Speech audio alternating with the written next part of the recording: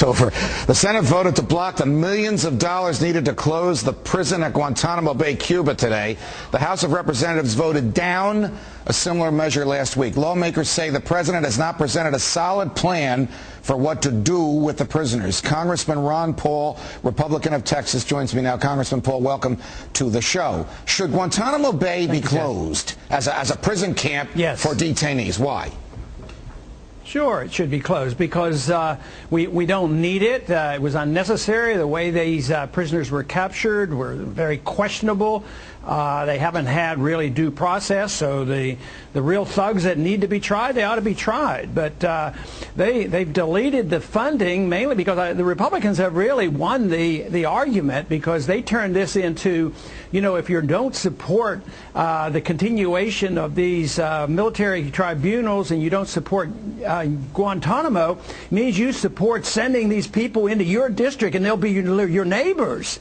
And the Democrats were convinced of that. They won the PR fight, and so therefore they all became squeamish, and even the president backed down. So that's why there's no funding for closing Guantanamo, and I guess it'll be open for an indefinite future. Now, I visited Guantanamo about 3 years ago. As a physical plant, it is extraordinary, and it's better than many prisons. There I am in one of the jail cells. It's better than many prisons in the United States of America. But the issue is not the physical plant. The issue is not the 3 square meals a day. The issue is, why are these people there, and how can we keep them without proving that they've done something wrong in some legitimate, recognized court of law? I think that's the key to it. And so far, they don't have an answer because they're not allowing them to be tried in a legitimate court of law.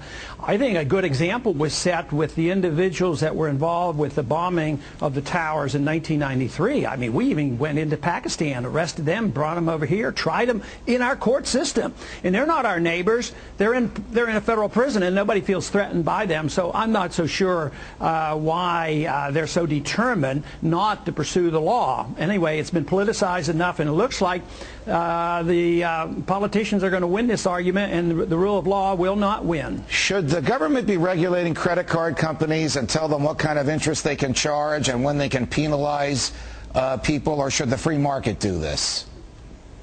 Well, you know, there is a provision in the Constitution that allows us to be involved in some of this activity, and that is to protect contracts. So what we're doing here is violating that mandate by the Constitution to protect contracts. We're violating contracts. So, no, I think they shouldn't be doing it at all. I voted against that bill, and I talked to one Democrat on the House floor. He says, why are you against this bill? And I says, well, I think the states or the people ought to determine that. He says, yeah, but the individuals aren't smart enough. I said, oh, you make the assumption that everybody's dumb, and more than to acknowledge that. They're not smart enough to take care of their own business. And, you know, we've encouraged people to borrow. We've created this credit. They went way overboard on this. It's a real mess. What is it about people? We should not be regulating interest. What is it about people in government that they think that they can make decisions for us because they know more than we do about what we need and what we want, and they can take our freedom of choice away from us? The Congress does this every day. You're one of the few people who consistently argues against it and dissents. You know, and this is so key, because once they believe that, they have to make the assumption that the people are idiots and they're going to take care of us. But great harm is done by that. But how do they know what we want to do? How do they know how we want to spend our money and our lives and our entertainment? So it really is a total rejection of the principle of liberty to assume a bureaucrat or a politician knows what's best for us. And it's left and right, some on personal liberties and some on economic liberties, but they're always telling us what is best for us, and it just undermines the Constitution, because the Constitution doesn't give them that authority to do so. Congressman Paul, thanks very much.